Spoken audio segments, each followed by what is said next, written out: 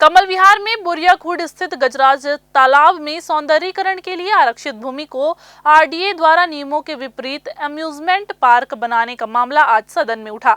सत्ता पक्ष के ही विधायक ने सरकार से पूछा कि बिना लैंड यूज बदले कैसे इसे निजी कंपनी को दे दिया गया। भाजपा विधायक ने इसकी जांच कराने की मांग की है। आपको बता दें कि विभागीय मंत्री ने इस मामले का बारीकी से परीक्षण कराकर दोषियों पर कार्यवाही का भरोसा सदन को दिलाया है।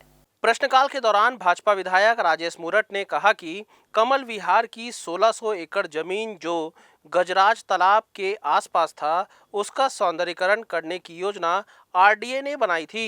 मास्टर प्लान के अनुसार यह भूखंड आमोद प्रमोद के लिए आरक्षित रखी गई थी, परंतु पूर्ववर्ती सरकार ने इसका लैंड यूज बदले बिना इसका टेंडर निकालकर निजी कंपनियों को नियमों के विपरीत अम्यूजमेंट पार्क बनाने के लिए दे दिया, जबकि नियम यह कहता है कि ऐसे किसी भी प्रोजेक्ट के लिए भूखंड के दस्तावेज टाउन एंड कंट्री प्लानिंग में भेजकर उसका लैंड यूज बदला जाए। मूरत ने इसकी जांच की मांग कराते हुए दोषियों पर कार्रवाई की मांग की।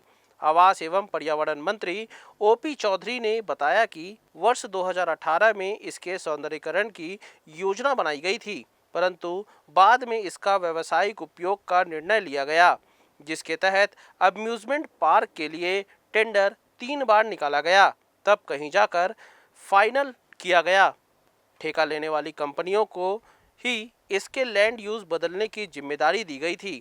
विभागीय मंत्री ने सदन को आश्वस्त कराया कि योजना में अगर कहीं गड़बड़ी हुई है तो उसकी जांच कराकर दोषियों पर कार्रवाई करेंगे। कमल विहार के अंदर बोरिया तालाब को लेकर के ध्यान आकर्षण के माध्यम से पूर्ववर्ती सरकार ने बोरिया तालाब का सौंदर्यीकरण नियमों के विपरीत जाके करने की योजना बनाई।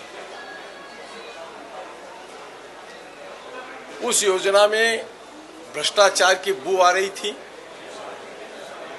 जो इस बात को स्पष्ट दर्शा रहा है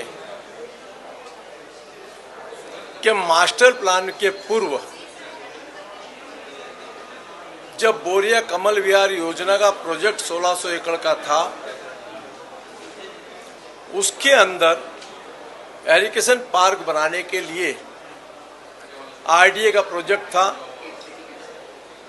तालाब का सौंदर्यीकरण का काम पूर्व में चालू आरडीए के माध्यम से हो रहा था, लेकिन एक बीच में नई स्कीम ला करके जब वो लैंड आपके खाते में नहीं थी, अब आपके खाते में आ गई आमोद प्रमोद में, तो आमोद प्रमोद के अंदर लैंड होने पे कौन कौन से काम हो सकते हैं, कौन कौन से काम नहीं हो सकते हैं,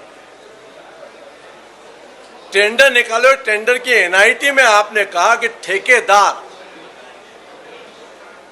लैंड यूज चेंज कराएगा।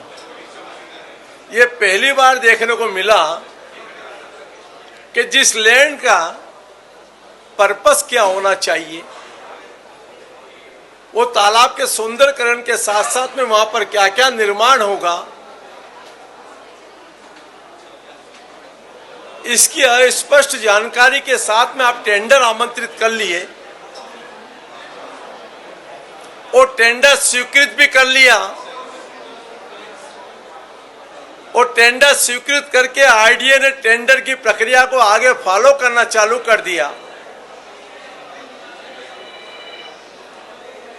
इतने में चुनाव आचार संहिता आ गई, टेंडर ओके नहीं हुआ, लेकिन आरडीए ने ओके कर दिया।